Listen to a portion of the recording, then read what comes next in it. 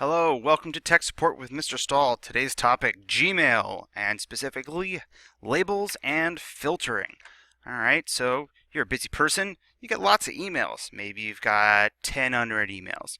Maybe you've got 100 unread emails. Well, hopefully you've watched the other Gmail video and you figured out how to mark them as read. But now it comes to the organization. How do you organize your inbox so that that doesn't happen to you again? My goal is for everyone never to have more than 10 or 12 emails unread at any one time. So let's head on over to Gmail. Got mine open here. And first thing I want to explain are labels.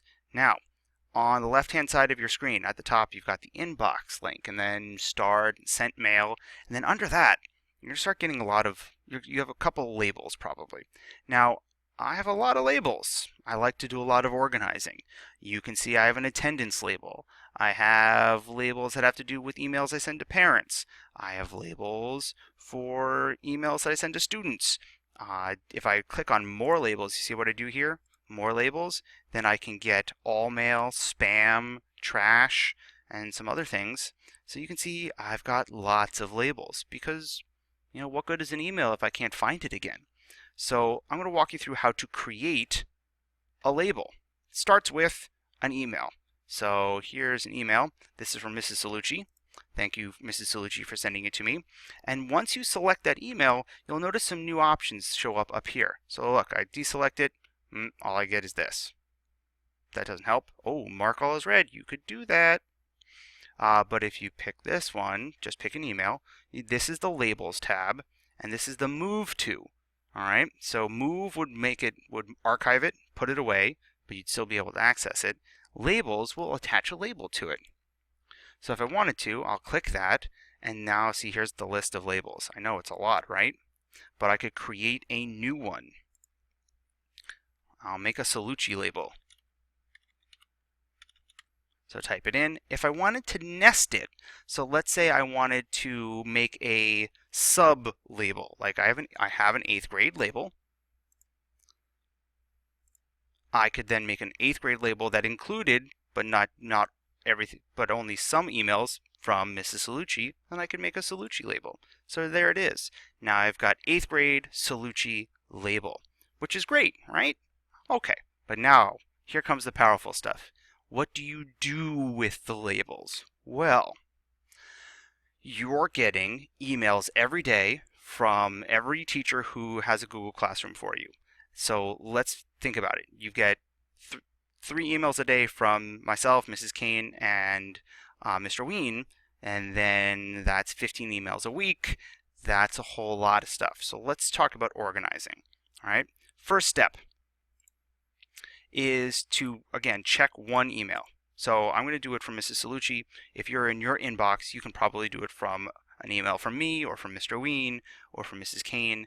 And what I'm going to do is come over here to More and click and find this filter messages like these. So filter is something where Google will automatically do something when an email comes in from a specific person or from a specific address. So here I'm going to say every time I get an email from Mrs. Salucci, I want to come right here and click create a filter with this search.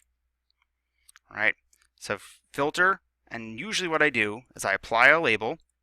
I'm going to pick my 8th grade Salucci label. There it is. So every time that I get an email from her, it's going to apply this label, 8th grade Salucci. Now, what you should also do, especially if you're marking an email from me, is also apply the filter to matching conversations, because you probably already have a dozen emails from me. So click also apply filter to matching conversations. Then you click create. So now every time I get an email from Mrs. Salucci, look, there are a lot of them, it's going to apply that label. And it says, yay, filter was created. So here's your job. Go and create more filters based on more labels. All right, so I'm going to just do it one more time. I need a YouTube label. I already have one. So let's go through a slightly different process. So I'm going to filter this email, create a filter, apply a label, and you choose the label. Now, if you don't have any labels, just click New and put in a new name, and then click Create, and then Create Filter. All right, so one more thing that you can do. Notice that each of these labels, so I have some colors, right? Colors are good. Colors will help you separate the science emails from the English emails and the social studies emails from the Spanish emails. So if you click on that little down arrow that shows up, you can change the label color. So if I wanted to, I'll make this one whatever this color is. And now all of my emails that I get about attendance are going to have that color, and it's going to really help things pop. All right, so go forth and label, go forth and filter.